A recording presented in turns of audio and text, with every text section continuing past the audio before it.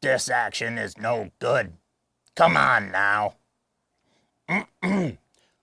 Ladies and gentlemen, in keeping with the low standards of this show, today's episode was a hastily thrown together crap fest. Yep.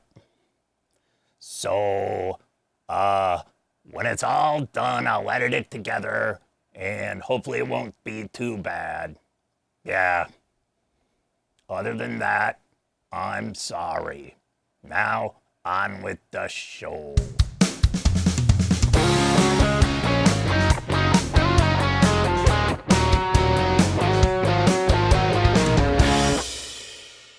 Hello, Richard from budgetguitarist.com, and I just got finished setting up this wonderful Epiphone Les Paul Standard Plus that I got sometime around 2004-ish or something. I'm going to make a video, maybe even more than one video, on how to set up an Epiphone Les Paul. See this dent right here? This thing right here? Every guitar that looks good will inevitably have a dent, and then every time you look at it, it's all you'll see. The reason I haven't fixed this dent actually is because I don't know how. But one day I'm going to learn, and then gosh darn it, I'm going to make a video out of it. In the meantime, hey, you know. Okay, so I really wanted to do the Epiphone Les Paul setup video this week, but it became really obvious to me that I wasn't going to be able to do it and have it be any good. And I didn't want to do something slapped together. I really want to take my time with this one. So we're not doing that this week. I got a lot of footage. I have to do some other stuff. I got all kinds of tools that I'm going to tell you about, and you know what this thing is, and etc. and so on. Why you need a capo. That's not this week. This week I'm going to show you something else. So you might have noticed that I'm not sitting in the center of the screen. That's because I'm going to put on a show, a PowerPoint show. No, a keynote show. So I get from time to time an email saying things like, hey, Richard from budgetguitarist.com, you know, you're playing $500 or $600 guitars and you're calling them budget instruments. These are not budget instruments. And I thought to myself, well, if you're a professional guitar player, which I am not, I'm semi-professional. It's not my main job, but I do expect to be paid when I go out and play and entertain people. And I do get paid. That's what professionals do. So there's a lot of different levels though, right? If you're just starting out versus if you're John Mayer, the kind of guitar and amp that you're likely going to be playing, that you can likely afford, that's going to be different. And I thought, let's make a video. This is 10 levels of guitar players and the gear that they might use. This will be very, very subjective, but it's just for entertainment purposes. But for somebody who says that a $300 to $500 guitar is not a budget guitar, it's not a budget guitar for a beginner. It's definitely a budget guitar for a semi-professional or professional guitar player. That's where I'm coming from. I'm not a beginner. Let's get on with it, shall we? Again, very subjective. There's always exceptions, blah, blah, blah. The other thing is, in order to do this, I didn't want to tackle the used market. So, you know, it's going to be like you can save a ton of cash if you buy used. And if you know what you're doing, you can make sure you're not getting ripped off. Buying used is definitely the way to go. So here's your starter.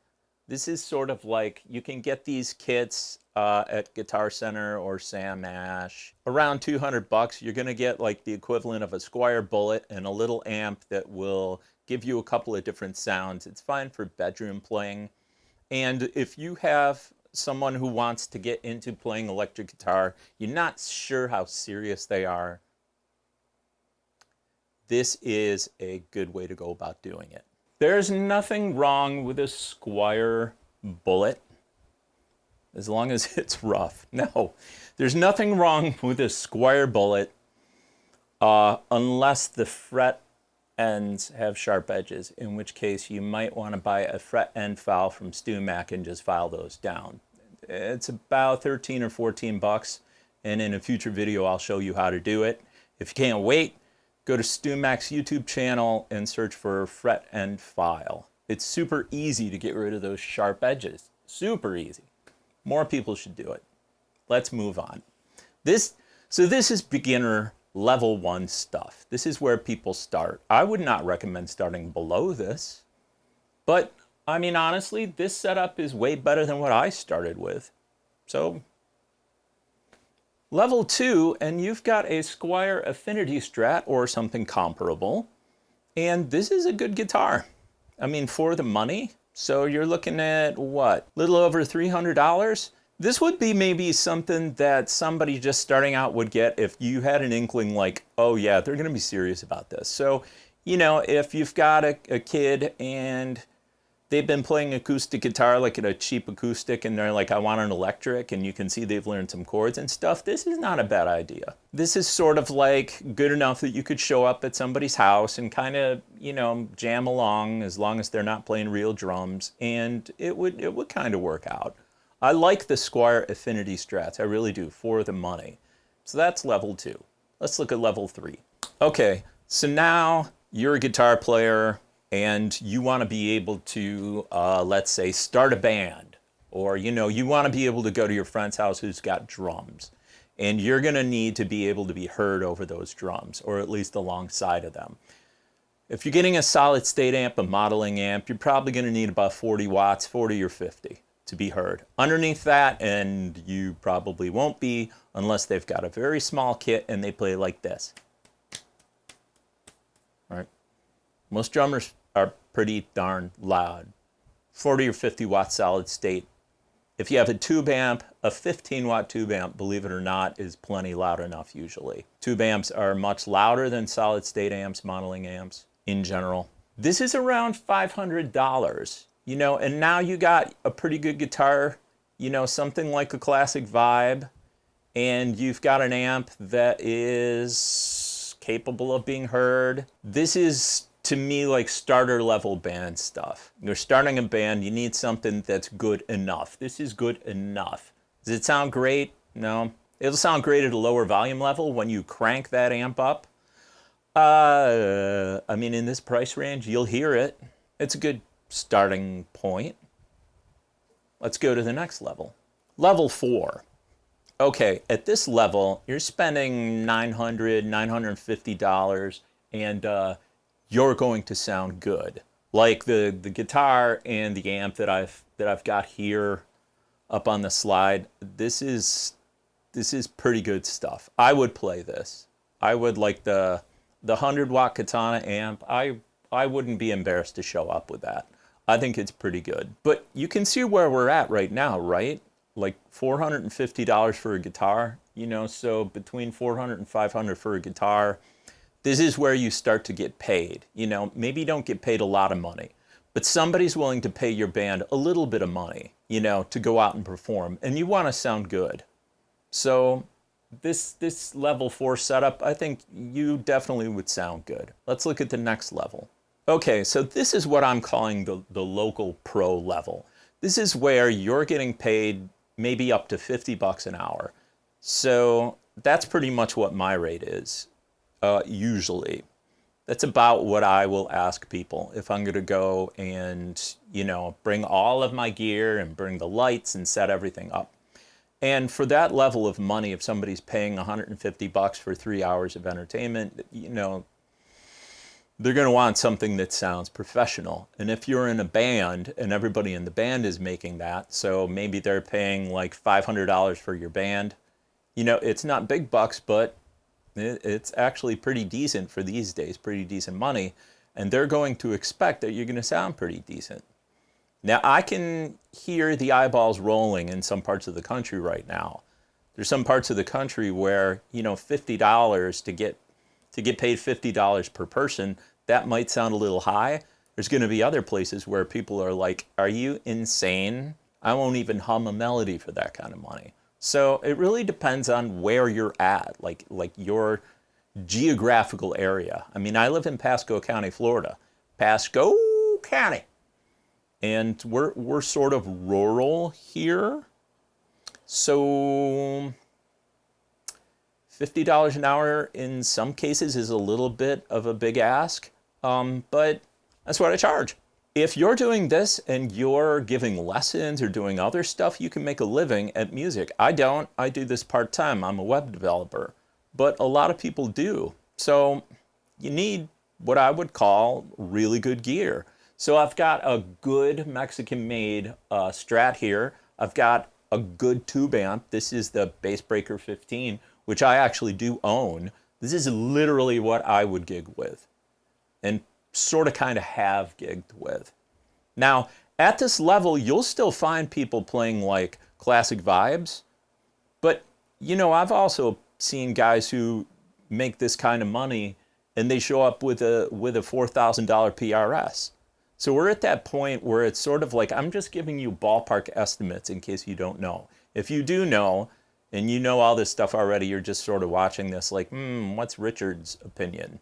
Well, so this is my opinion. Let's go to the next level. So at the next level up, maybe you're doing some regional touring. You're at the next rung up the ladder from where I'm at. And it's pretty much expected you're going to be playing pro gear. That means like American Strats and like a good tube amp, $2,000-$3,000 budget, like good stuff. And there's a lot of acts that play, around where I live and around the Tampa area where this is kind of like something you would see. And again, big caveat, it really runs the gamut. But these are ballparks. I'm going to stop apologizing for it now, okay? So now we're at level 7. And you're going to open up, your band is going to open up for Maroon 5 on part of their national tour in the United States. You're probably not playing the classic vibe at this point. You might be, but more often than not, you're not. You're playing like a Gibson Les Paul, you're playing through a really good amp. This is like a really good custom Fender amp. Obviously, my examples are slanted towards Fender, but, I'm not suggesting everybody plays Fenders and Squiers. I'm just using these as a good cost example because I think Fenders are priced.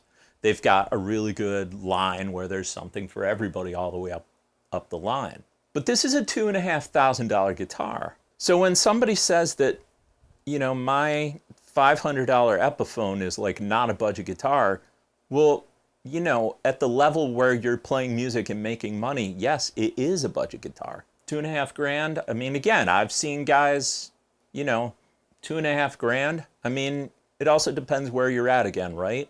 If you're in Nashville, you can walk into an open mic night and somebody will walk up with a $4,000 Martin. So you're traveling on a tour bus and you got good gear, level 7. You're on your way, man. What's the next level up from that? Okay, so this is an opening act that's made the next step and they can go to a big city and sell out someplace that's got 800 to 1,200 seats. So this would be the kind of person that's like popular in their genre. And at this level, they're pretty much playing what they want to play. And I like the idea here, like you could, at this level, you can walk into Guitar Center and buy pretty much almost anything they sell. I often ask myself if I could drop like $3,000 on a guitar, $3,500, what would I buy? Boy, I like those Music Man guitars. They've got just all their high-end stuff. It plays like amazing. Anyway, so a $3,000 Marshall hand-wired combo, it's kind of an interesting choice. But yeah, budget-wise, $6,000, $7,000, $8,000, $10,000. I mean, sort of whatever you want to play. And again, at this level, you're not going to see this. This is a budget guitar. Next level. Now you're a national touring act and you're selling out. You can go 5,000 to 10,000 seats. So you're probably in a band that everybody's heard of. And you're not quite at the very top of the game, but boy, you're doing really, really well. So at this level, you're going to have whatever you want. It's not really uncommon for people at this level to play even like a $100,000, Gibson Les Paul from like the 50s that had some work done on it or something. There are probably some guys out there who are definitely playing six-figure guitars at this price range. Yes, there might be a few guys out there with the classic vibe at this level, but not too often. I mean, go watch Rig Rundown. It's really that's a really good indication of like what people are actually playing when they hit this kind of level. Most of us could only dream of this level of success. They're very fortunate they can have pretty much whatever they want. And yet, there's a level above that. Let's look at it. So now we got level 10. So now you're James Valentine, guitarist for Maroon 5, or you're John Mayer, or you're Eric Clapton, or you're whoever. And you can basically go anywhere, and David Gilmour. You can go anywhere you want, and you can sell crazy, crazy amounts of tickets. You know, you're the edge. And at this level, money becomes totally irrelevant. I mean, you know, the edge is not going to walk into Guitar Center probably and buy a guitar unless it's something that he knows, you know, one of the guys at the store and they've set aside something that came in for him, you know. If he walks into Guitar Center, he's going to get mobbed, first of all. But if he did, it would probably be for some cables and maybe a pedal or two. People at this level can literally have whatever they want, and in fact, they're probably not even buying their instrument at this point. You know, Paul Reed Smith and, you know, Music Man, all the Gibson, the companies are like tracking them down and saying, can we please give you free stuff? And so there you go with that. I mean, that's how cool is that? There's really no amount of money. Joe Bonamassa, who is not at this level, by the way, plays probably $3 million worth of guitars on stage every show. He's got kind of a cool thing going, though, because he's got this massive guitar collection. I mean, he's playing a $500,000 Les Paul on stage, but the security around that thing is ridiculous. And if you think about it, the PA system that he's using is probably way more expensive than that. A lot of guitar players go to see Joe, and they really want to see those guitars. I missed him the last time he came through Clearwater, I think he was in. But next time I'm definitely going to go. I want to go before he decides to stop touring.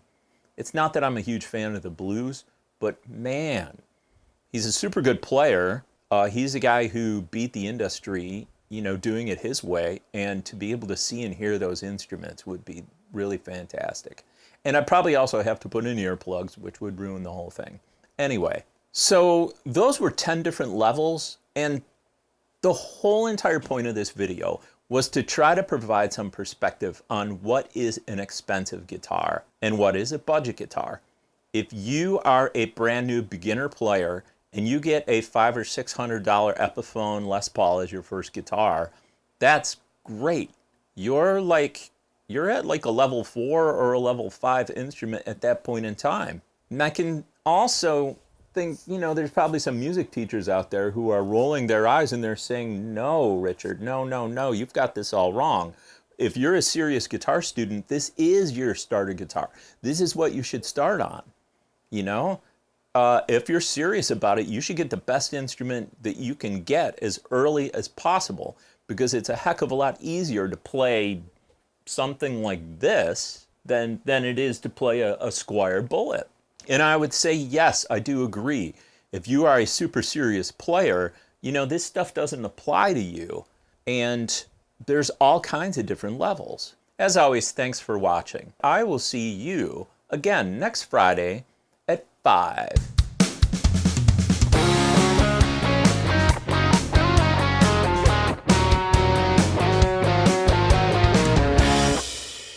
Well, there you go. Yet another episode. Guitar, blah, blah, blah. I think I could be a rock star. Yeah. I could jet around the world. I can see it now. People would be lining up to hear me sing. Strangers in the night, exchanging glances. Lovers at first sight. And something. Yeah, I could work on the lyrics. Well, anyway. Sometimes the closing dialogue isn't funny. You think it's easy to get up here and be hilarious all the time? Half the time I can't even find the camera.